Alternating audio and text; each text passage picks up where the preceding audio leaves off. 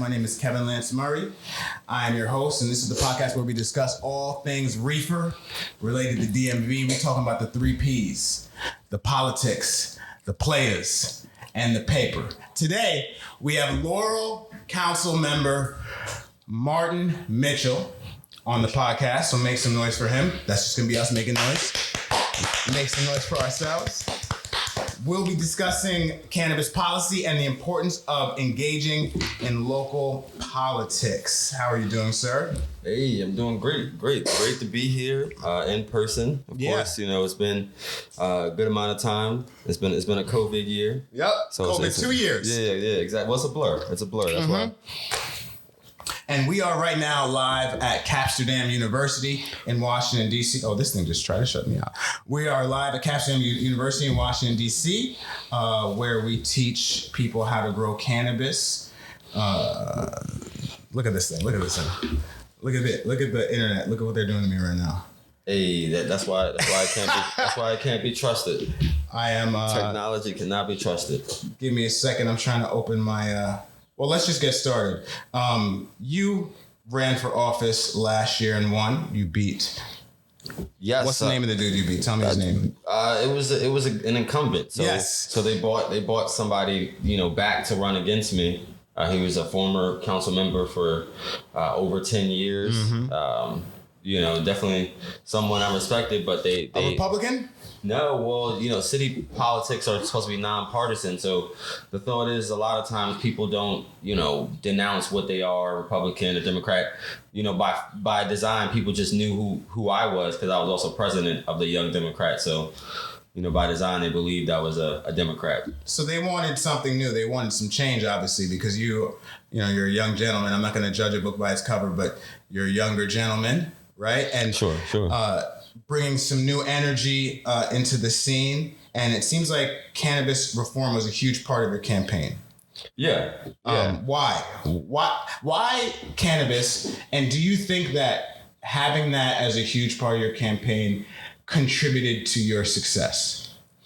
To some degree. The first question, you know, you really asked me was, you know, why cannabis? And the thought is the reason I chose cannabis was because it was something that was near and dear to my heart and still is near and dear to my heart. And the thought is people should know you as a candidate and get to know you as a candidate long before you're elected, right? So after you're elected, they don't just come out and say, well, I didn't know that was you, or, you know, so most transparency. People, yeah. So most people could be like, well, I'm aware he was, you know, responsible, you know, adult use consumer, you know, whether medical or recreational, you know, he's been completely transparent. Not only that, I see him, you know, partnering with cannabis industry entities, mm-hmm. you know, and making them more community oriented and in the forefront of the community. So, you know, that was one of the big things because I saw that, you know, the city a lot of times didn't, you know, work with these cannabis businesses. And it was a big thing for me because I was on the Board of Appeals. So before running, you know, I was on the city Board of Appeals since like 2017. And we were the last court in the land. So Greenpoint, which is the second cannabis medical dispensary in city limits, mm-hmm. You know, I was the final vote on the Board of Appeals to allow them to get their license. Wow. Because it was a very contentious issue at the time. True Wellness had already gotten their license a mile down the road. What year was this? This would have been 2018. Okay. I believe, 2018, 19. Yeah. Because they just celebrated their 1-year anniversary this fall of being open.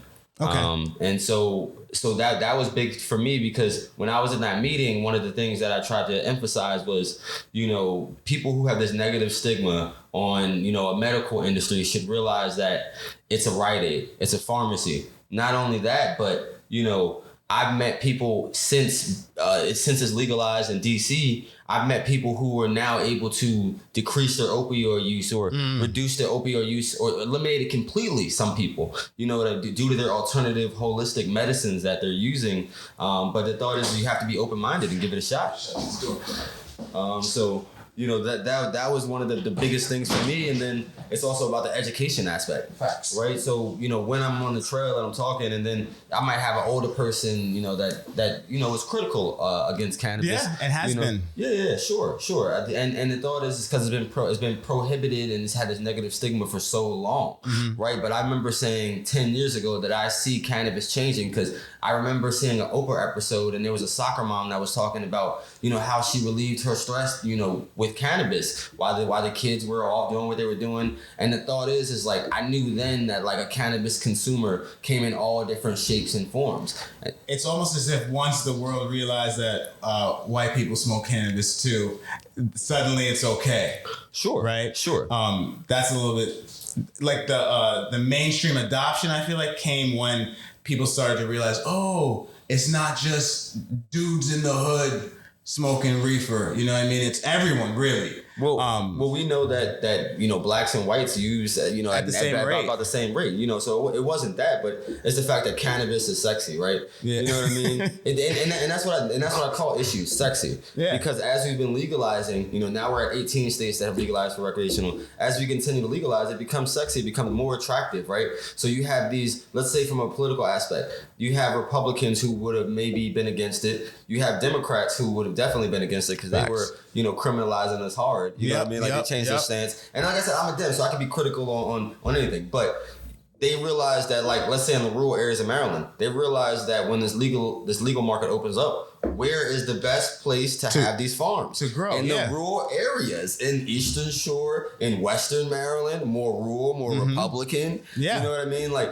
I tell people now, why don't we have more operations down in Southern Maryland? Like Charles County. That's surprising enough. If you think about the state of Maryland, most of the licensing as far as the grows and cultivators are on the Eastern and Western Shore. And I think I asked a dispensary owner why, and he gave me some answer, but I didn't buy that answer. I didn't buy that answer. Because I'm like, Prince George's County got a lot of land. You know what I mean? It's when the Republicans started recognizing that this is a farm issue. Like, this is a business of farming issue, and that they could benefit from it at scale. When they recognize that, like, the social implications don't even matter anymore. Sure. And speaking of social, so Laurel, tell me a bit about Laurel. Tell me something that makes it weird. Like, what's the weirdest thing about your city? What makes Laurel tick? Well, I'll say a few things. The first thing is, I've lived there over 25 years. Try to talk into the mic. I've lived there over 25 years. Yeah. And the demographics of the city have changed from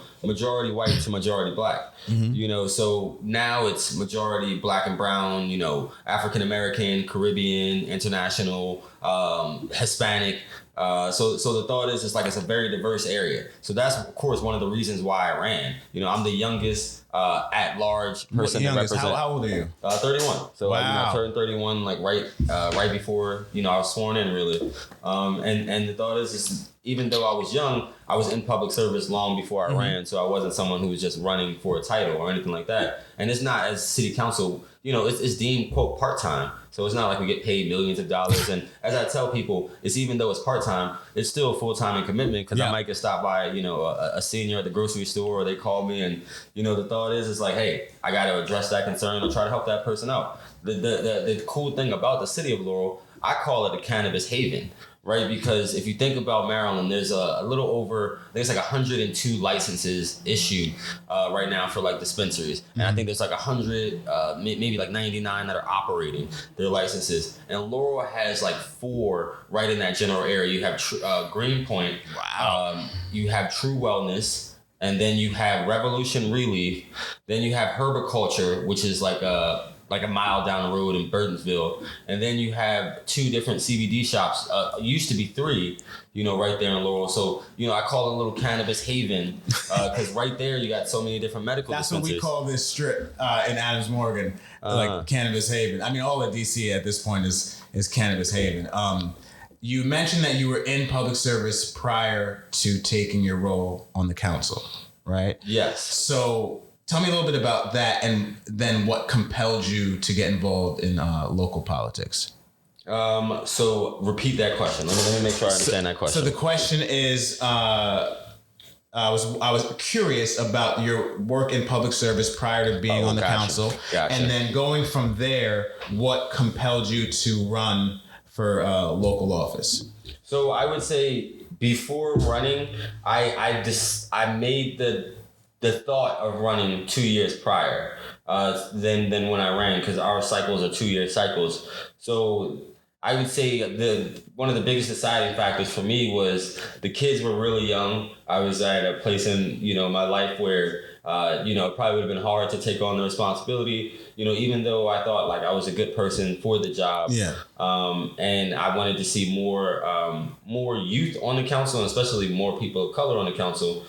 So public service wise, my public service probably, I would say, started in high school, right? So I'm a wrestling coach, as well as a father, as well as a elected public servant, as well as, a mentor in many different ways. So I've been a wrestling coach since I was a senior or junior at high school. So after practice, I sometimes went to the Laurel Boys and Girls Club, got a second workout in coaching them. And, that really stemmed my public service until about like 2013. And then that's when I actually kind of jumped in and more working. So I interned for somebody running for office in Howard County. And I was like, okay, I like this. And then a few years later, I did an internship for somebody working at the State House. And, I love that.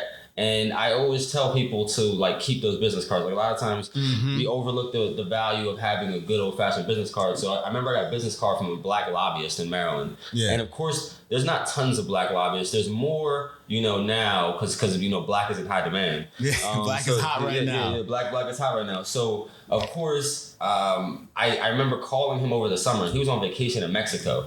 And I remember telling him I'm transitioning. I have a year left at school. I am trying to get into lobbying. Can you give me a job or give me, an opportunity? Yeah. He said, oh, all right, young brother, come in next week. Come in. I lobby with him for like almost 2 years. When they call you young brother. That's when it's serious. Yeah. So he was schooling me, you know what I mean, as a black brother. Mm-hmm. And, I have and still have a lot of respect for him because he was able to navigate the, these entrepreneurial space, and especially lobbying, because lobbying in Maryland has been white. You know what I mean? For forever. Like if you think of some of the top lobbyists in Maryland, they're mainly white, and a lot of times it's been like for years and years and years they're getting these contracts. I feel like these times with black being hot, like we joke about that, but I feel like those are like social reparations. There's like kind of a movement right now where black is hot, higher black, like it's going above and beyond like what they tried to do in the 90s with affirmative action, or it's like culturally. The community of this country, it seems like mainstream, at least on the left, is saying, listen, we owe black folks our respect, our attention, and our intention. And I feel like we're actually experiencing like reparations right now, and it's going to continue for a bit. I mean, I hope it continues for a bit. I agree with you to an extent, and as I always told people, be your true self, and they're being able to be their true self, even in a workplace, people being able to wear their natural hair where they were afraid to, as, like I said, don't hide your blackness. The thought is like when I'm interviewing for a lot of these different positions, I remind them that they lack diversity. I remind them that, the diversity, should be encouraged. Yep. I remind them that, diversity, should be rewarded and should be genuine and not just, a facade. Or something you check off on some corporate sheet. We have one, so there's many times I remind them, hey, I'm cool with being a diversity hire. Like I'm definitely going to operate, how I operate. Yeah. But at the end of the day, I'm still going to advocate for you to get more black bodies in the space. Don't let me be the last one. Absolutely. In November, Maryland is going to vote for a statewide referendum on legalizing recreational cannabis. It's a huge deal. How exactly did we get here? Many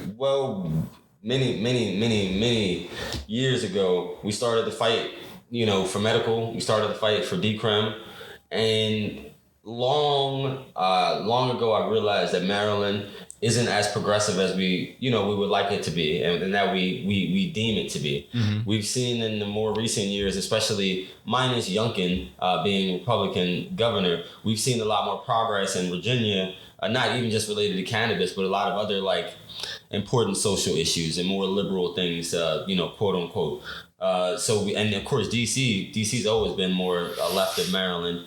But the thought is like Maryland is still the South. A lot of people, you know, forget that, right? Because we're the most northern southern state, but Maryland's still the South. And then we also have to remember that there was a lot of like racist laws and practices that were based, you know, out of things that happened in Maryland, you know, like different slave codes or, you know, different, what is it? The police department with the like the no knock with runaway the slaves. with the runaway slaves and no knock warrants. Some of these cases and first practices happen right here in the state of or not right here, but around the corner in the state of Maryland. You know, so we've come a long way. But the thought is we still only have 10 grams of decrim. You know what I mean? Which is BS. 10 grams of cannabis? Yeah, because of course the legalization hasn't passed. It's going to be on the ballot in November. And then what they're going to do is they're going to come back at that legislative session in January, and they're going to decide what the framework looks like. Okay. You know, my biggest question on the framework was, is it going to be equitable? Is it going to be inclusive? And is it going to be reparative, you know, of people most impacted by the successful war on drugs, not failed because, you know, it was success. You know, many people would say failed because of, you know, it's negative,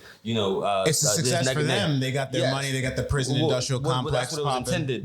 That's what it was intended. I mean, to some degree, maybe some people didn't know to what extent, but at the end of the day, but let's also remind you, right? So some of these same people calling for these quote unquote crime packages, these were some of the same black leaders that were pushing, you know, these black and white politicians to, you know, quote unquote law and order. So, you know, as we just continue to blame, you know, Hillary and Joe Biden, it wasn't just them. It was some of our, you know, church leaders in our community that were saying like, grandma's getting her head busted and you police got to do something. You know what I mean? Like, these gangbangers who were some of their sons, their cousins, you know, their daughters, you know what I mean? Like, yeah, I feel like a lot of that was informed by like the propaganda of kind of positioning marijuana, A, as a gateway and B, as a substance that's consumed by criminals, right? Sure. So because that was pushed as a narrative, like in the 80s, it was pretty easy to sell the community on, hey, drugs, not like the structures, not the systems in place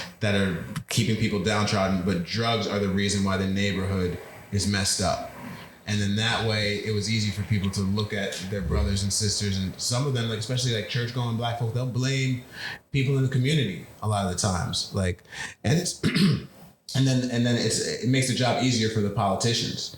It's a cycle, you know, the propaganda, the policy, and then you know, everyone is just kind of running scared. You know, in DC right now, it's interesting because we have, you know, the gray market, we have the medical market, and there's all these issues going on between those two markets. I'm wondering how you think retail weed sales would affect your city. And I mean that like from the rec standpoint. I believe that, of course, from a recreation standpoint, it would affect the city, you know, beneficially, right? It'll be able to bring in more money, you know, to be used, you know, for the city. Because the thought is like some of these rec programs, like let's think about like Colorado, who, you know, does have a rec program, and yes, they have somewhat unlimited to some degrees, right?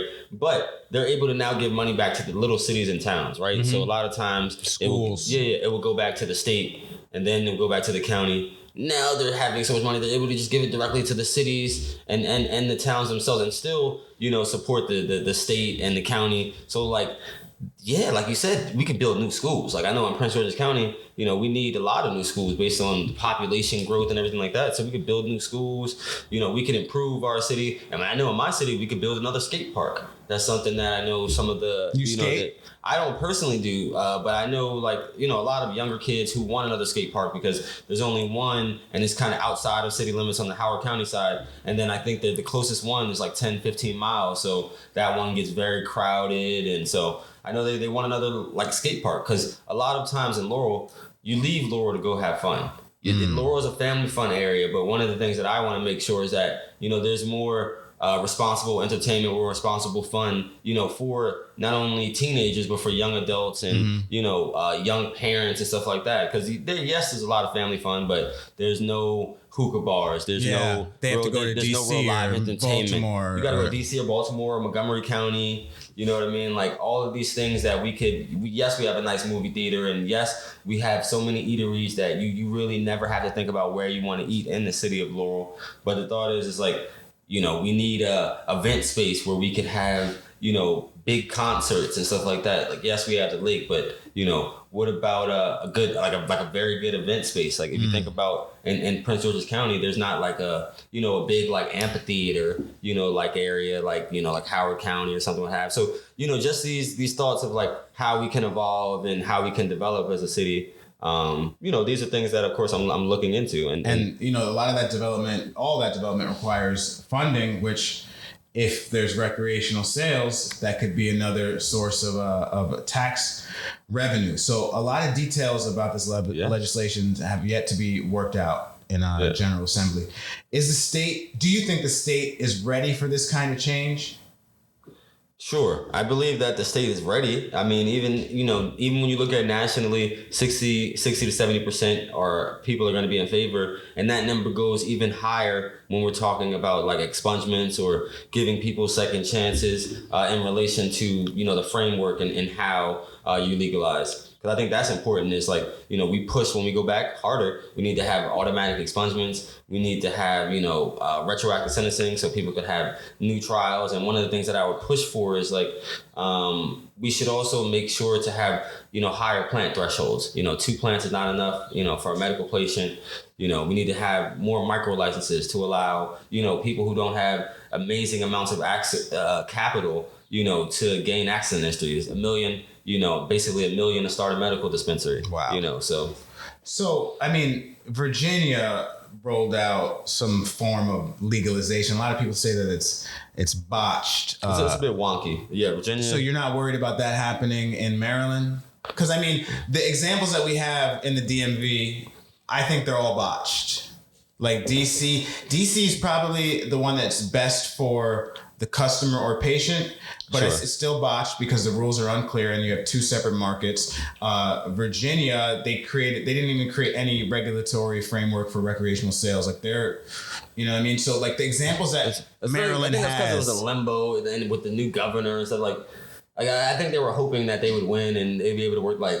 So you think Maryland's going to be like the stuff like of the DMV? You think Maryland's going to be the one that gets it right, basically? I would hope so. It's taken us years to debate this, and how we legislate on it. So this would be like the 3rd session in a row next year that we've taken seriously about legalization talks. And after they hear from the voters, because the thought is it's like they want to hear from the voters on the ballot to then go back and work on a framework. When we know, when a lot of us know as legislators that the people want this anyway based off of polls and just talking to them, and the trend nationally.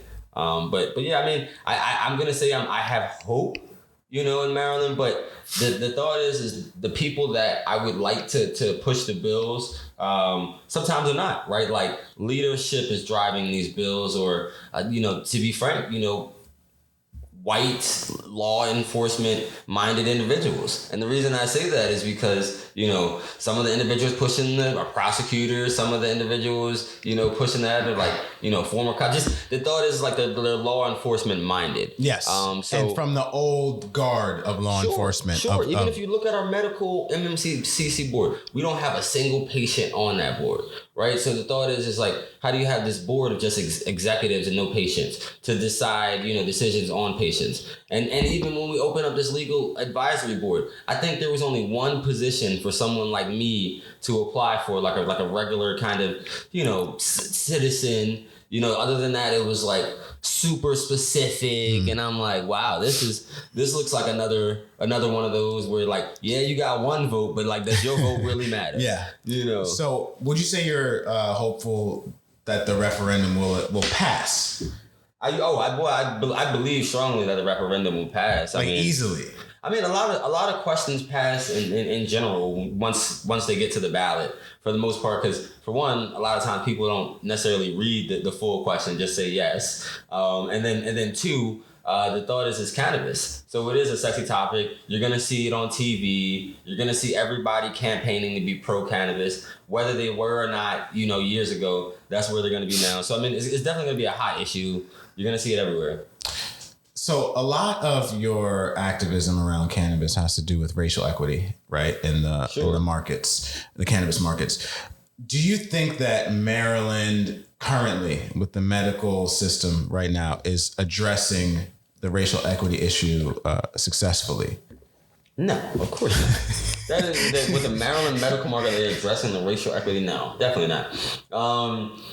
They've made steps to improve, especially given the fact that there's been a lot of they've been under a thin microscope, like the Black Caucus called the Maryland Medical Marijuana Cannabis Commission, the commission out because there wasn't enough licenses distributed to Black and brown individuals, or other minority preference individuals, and the thought is like it seemed like there was some nefarious things going on by people who were related to elected people getting licenses and stuff like that. You know what I mean? So it seemed like some nepotism, some favoritism going on, and then a lot of times you follow the money, right? So let's just say some of the individuals that are going to be pushing bills next year or pushing bills this year. If you look at who their donors are, it's no surprise that it's multi-state operators in the medical marijuana dispensary. And multi-state operators are a whole nother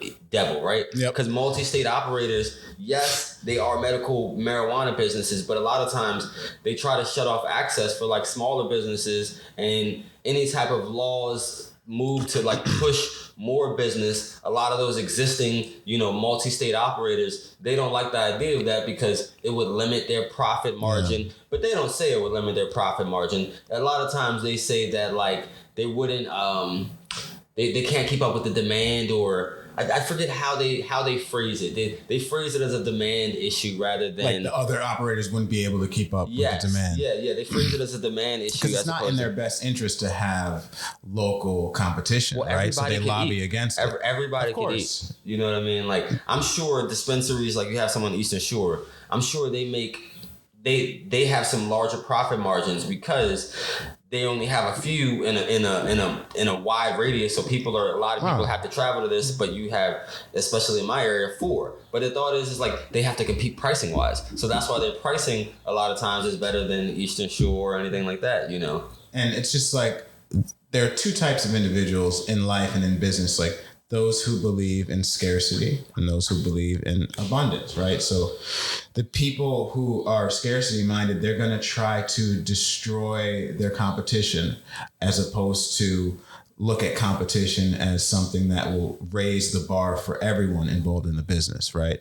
Sure. Like, so, and you cannot argue someone out of their mindset.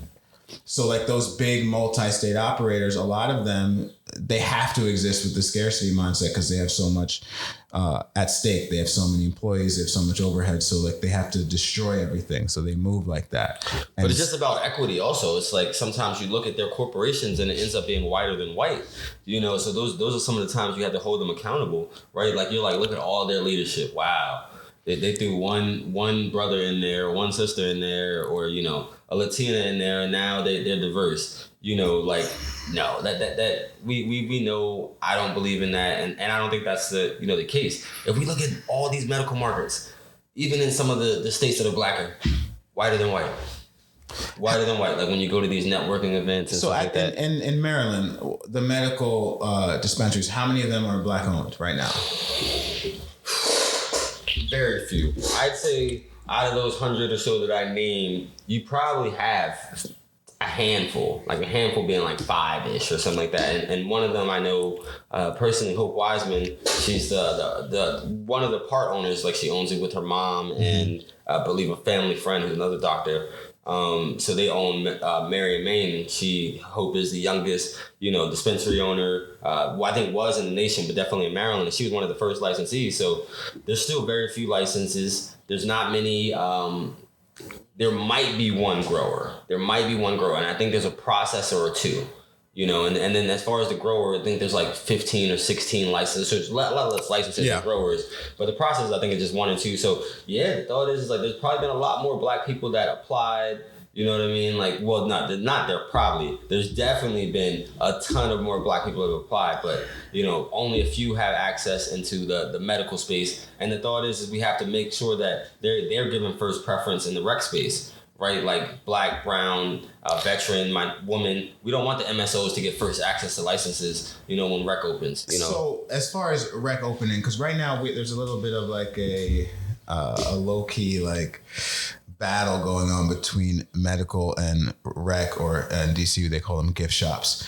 How do you imagine recreational shops will affect medical shops? Like, what will the relationship be between those two? Where do you see that going? I think to some extent we're going to see what we see in Colorado. Like in Colorado, in some of the dispensaries, they had the rec shop downstairs, the med shop upstairs, right? And if you're an out-of-state patient, the way it is set up in Colorado is you can't visit the medical dispensary. So, as an out-of-state person, you would have to go to the recreation dispensaries. So I think in some instances, we would see, especially with the MSOs or the people who have money to get into the money to get licenses, they're going to just turn into rec shops, or they're going to acquire rec space. Because I think in Maryland, the way it is now, you can only own like 4 different dispensaries. So you see how there's a lot of consolidation and buying out of companies, in Maryland, and just, anywhere else, if you look at companies like True Leave or Good Green,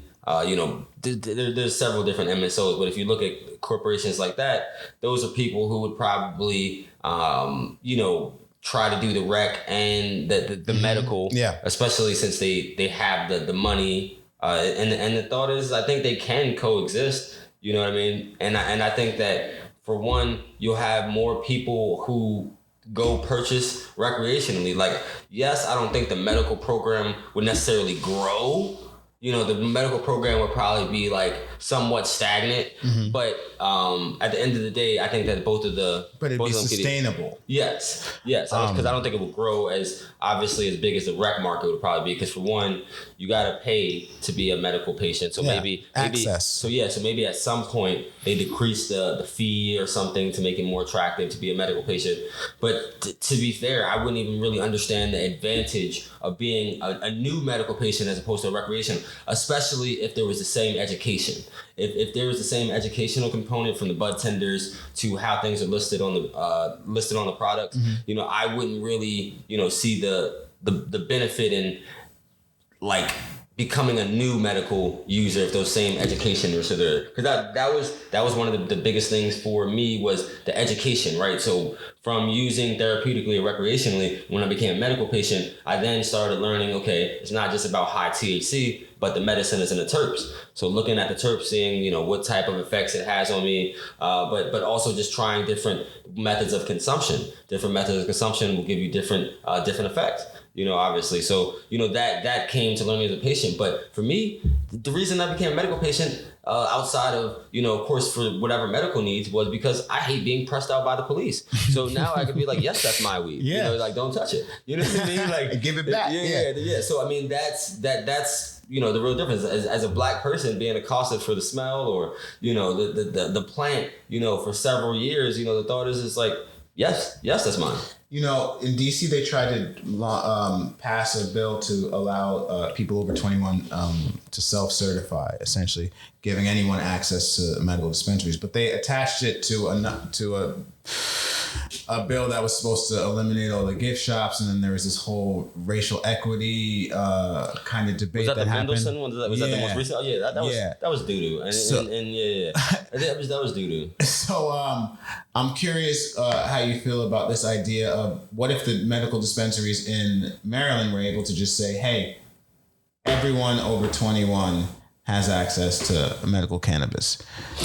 For one, that doesn't even make sense because that would take away from the actual medical, like the actual idea of being in the medical market and becoming, a medical patient. Because especially if you're able to self-certify, you know what I mean? Like, if that was the case, why would there even be a need for a recreation market if everyone could self-certify? It would be one market, essentially. So medical, like when I hear someone say a medical dispensary versus recreational dispensary, if you go to California, other than like some style elements, they're not that much different. Yeah.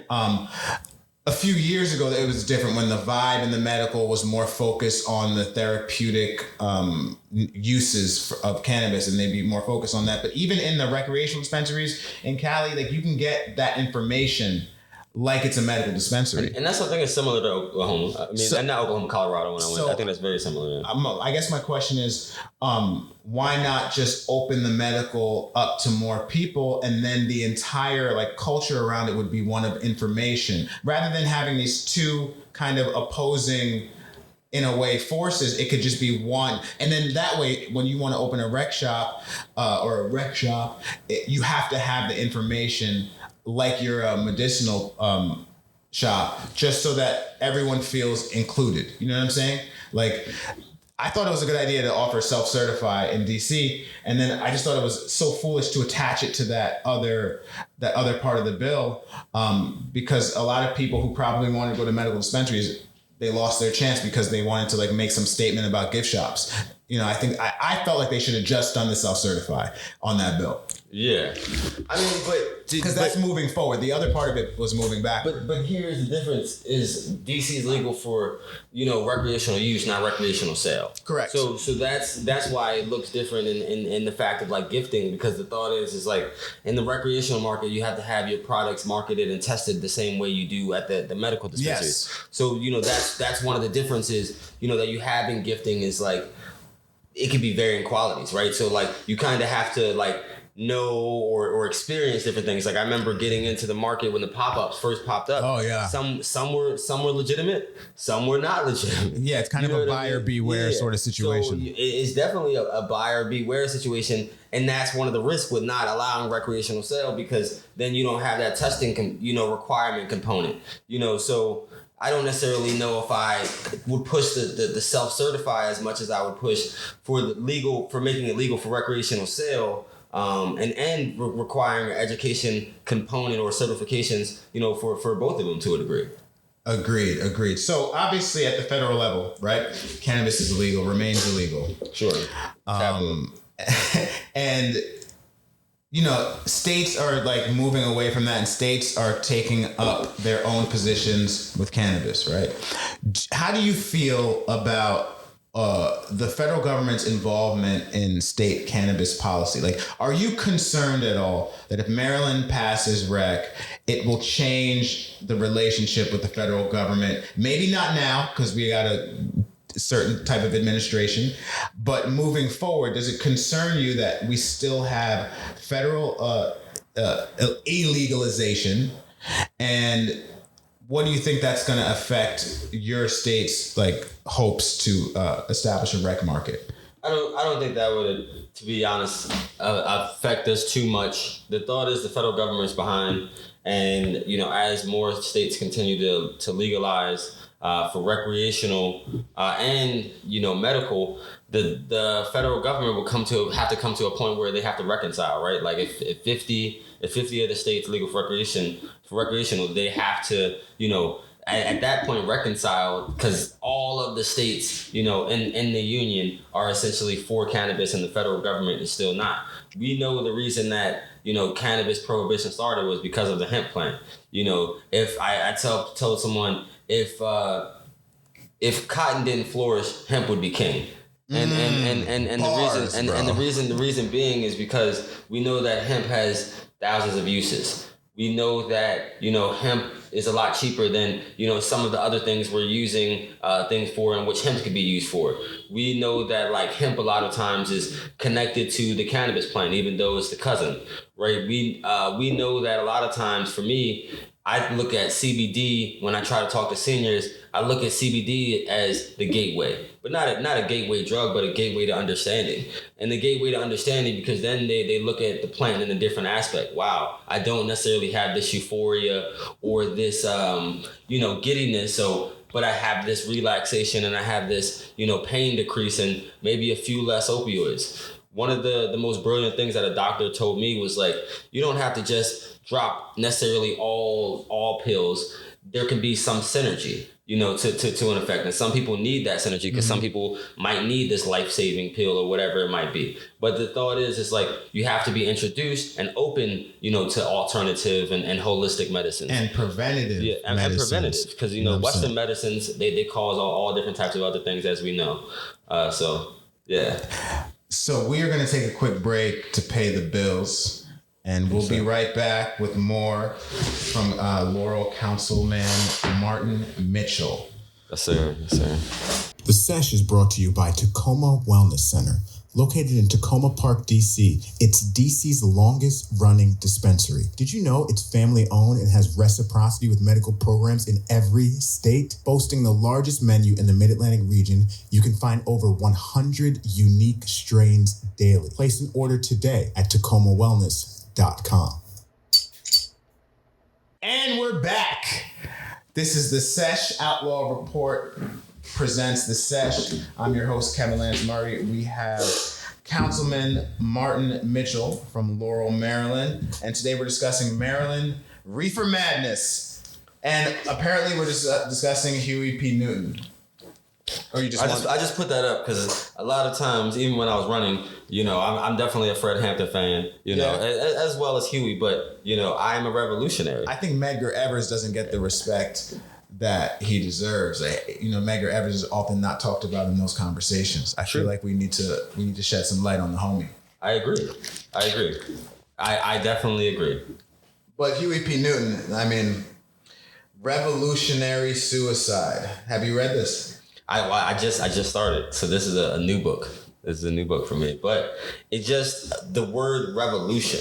Mm-hmm. I think the word revolution was big because, like, you asked me earlier why I got into politics. Yes, and the reason being is because a professor told me a long time ago, Martin, if you have the capacity to lead and don't lead, don't be upset when you're led by a lesser person. And this was in a philosophy class, so it really stood to me. And I lie to you not. After this, I started organizing at my campus, started getting candidates to come, joining democratic organizations, wanting more for those organizations outside of just happy hours, but investment in the community and teaching these young Dems, skill sets in which they can use towards a career, public service, and better use their energy. But there was a lot of things that I, encountered over my course of like navigating the political space and which were like revolutionary. Because as I tell people, they only see what's in front of them. So a lot of times you only see what the media puts in front of you. Mm-hmm. You only see what your public servant puts in front of you. You only see what is put in front of you. A lot of times you don't know the stories or the struggles that go on behind closed doors. Like there's a lot of times where, I could have spent hours on the phone advocating for somebody else, but no one would have known, mm-hmm. But it's not about the, it's not about the applause or it's not about, the approval. It's about doing the work when coach isn't watching. And that's what I always say to my wrestlers. Are you going to work hard when I'm not watching? Because that's where the real work comes out. And that'll show when it's game time. And, speaking of game time, you are officially in the game now. Like you are a lawmaker. Like that's a huge title. And I'm curious, like, obviously you have a legislative agenda for Laurel.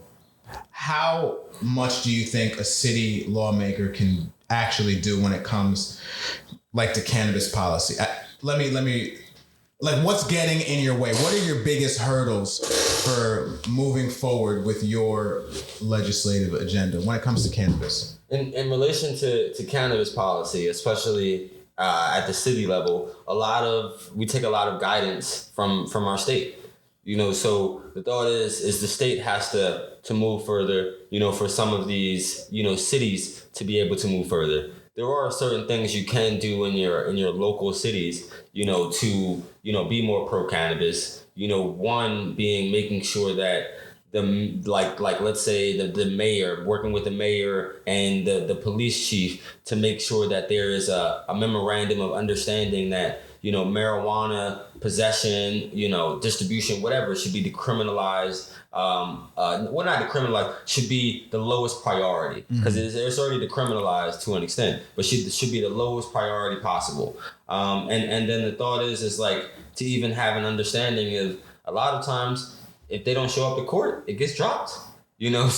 So having that honest conversation, like, are we really going to waste city resources to, show up to, a drug case, especially related to cannabis, in which we know is being benefited off of? And the funny thing is, since I've been in the industry, the last 2 years, I've been intentional in like visiting dispensaries, meeting owners, meeting patients, signing patients up. As I visit a lot of the grows and dispensaries, the funny thing is how many former law enforcement individuals are involved in the industry, right? That's crazy. So I said that, you probably realize this. There's a lot of former lieutenants, detectives. Yeah, a lot of them do security for dispensaries. A lot of them are owners. Yeah. A lot of them are owners. So it's like you made money off of criminalizing people, for this plant. You saw the benefit, you saw the stocks, you saw the writing on the wall, and now you're in the cannabis industry. Are they hiring like former inmates?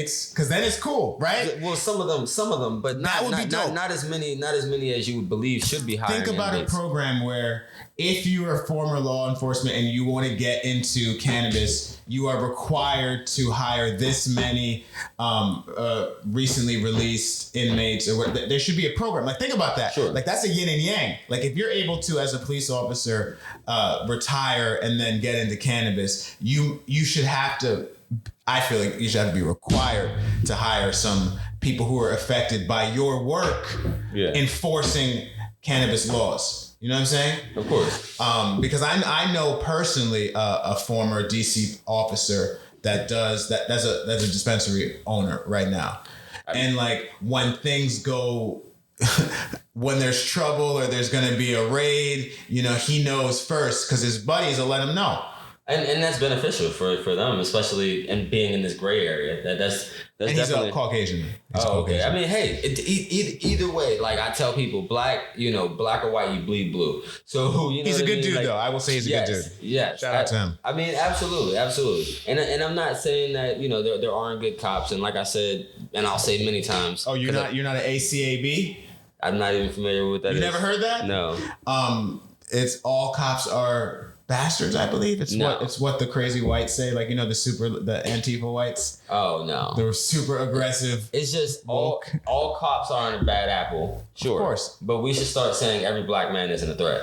Yeah, and that's really where I stand from it, because a lot of times it's the perceived bias. Yeah, right? I don't believe that anything is a thing. Like, you can't say that all politicians are, all black people. Like, those blanket statements are not nuanced enough for our existence, right? Like, you can't.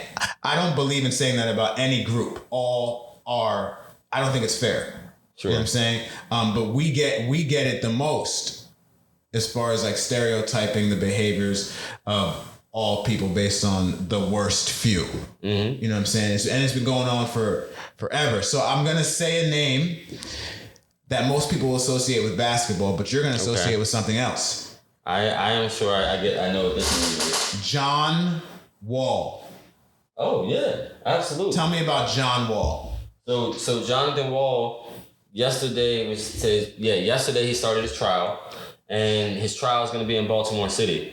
And it's a federal trial. He's facing a conspiracy to distribute cannabis. Mm-hmm. And the thought is cannabis is going to be legal in Maryland soon. We're going to have it on the ballot in November.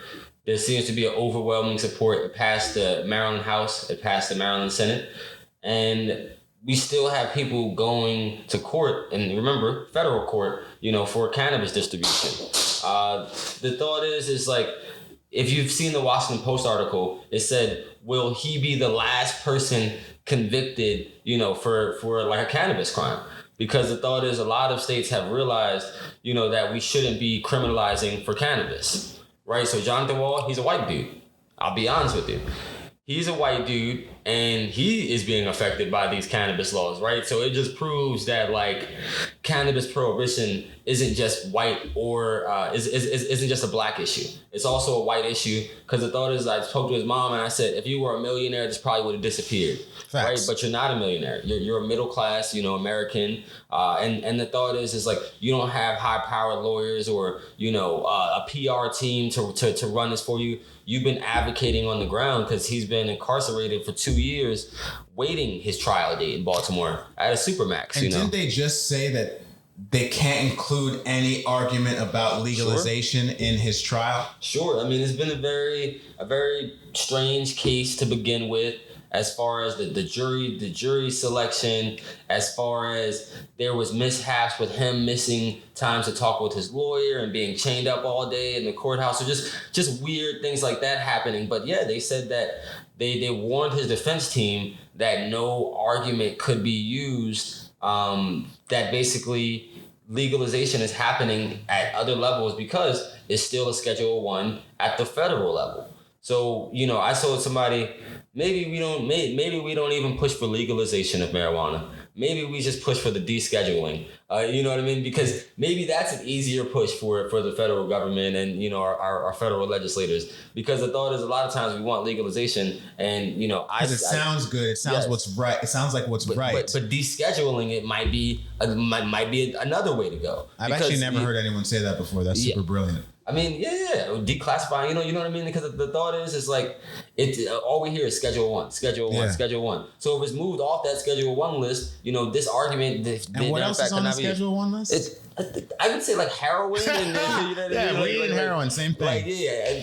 Like heroin. I mean, there's no National Heroin Festival at RFK Stadium that I know of, right? No, of course Speaking of which, did you go to the NCF, the National Cannabis Festival? I stopped through the second half of Saturday because I was still exhausted for Friday. I hosted Gary Chambers, the Senate candidate. From Mississippi?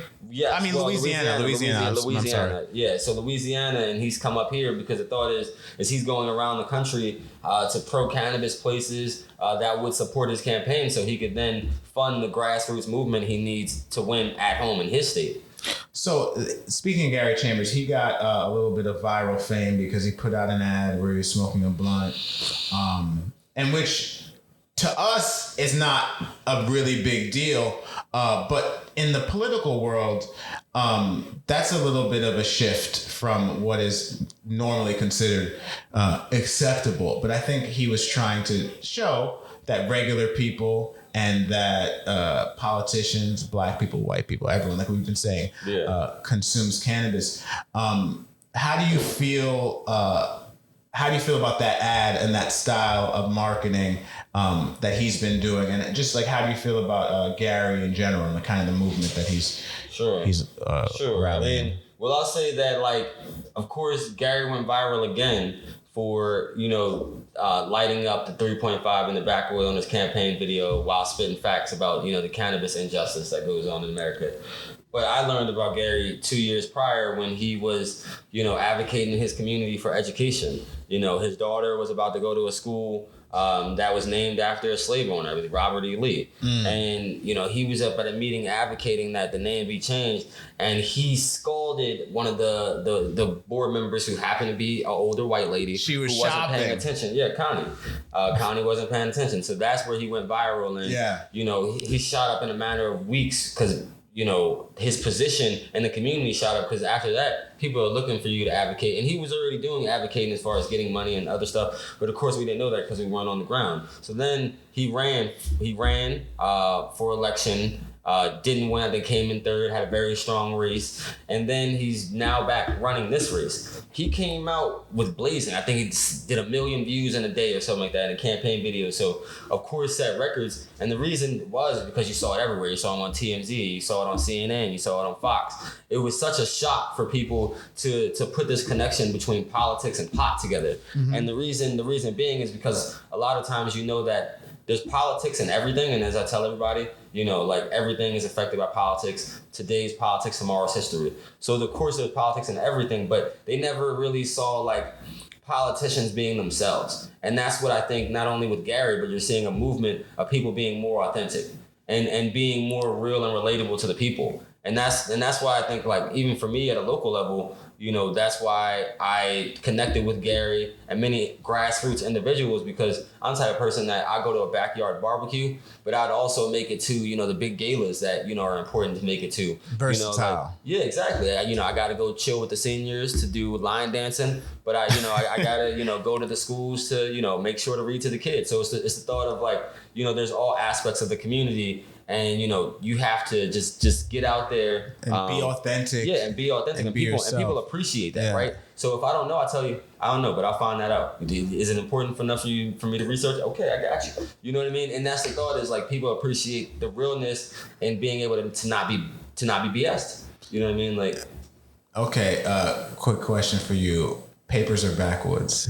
Definitely papers. I mean, papers are a cleaner way to consume for me. I mean, long ago, it was more of a blunt person, cigars, but the thought is like, the healthier, cleaner way is definitely papers. Obviously, the healthiest way is vaporizing. But a bong is very healthy. A water bong is actually quite healthy. Yeah, but I still don't think it's healthier than a vapor, because of course it's just burning the THC off of the... What do you mean, a vapor that burns the flower or oil? The flower. The flower. Yes, that would... Yes. Because there's no smoke. Yes. Okay, that... Because I'm definitely more of a flower person than a concentrate, but over the time I've found more concentrates, and I haven't experimented as much with the the edible or medible market, but definitely. I mean, edibles can be great, but they can be devastating.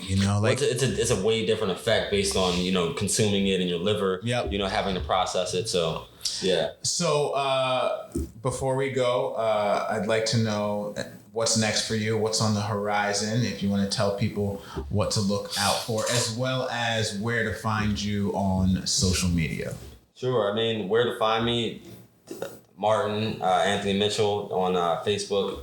You can find me on Twitter, Martin for Laurel. I think it's Marty_City. And on Instagram, Marty_McFly21 and Martin for Laurel.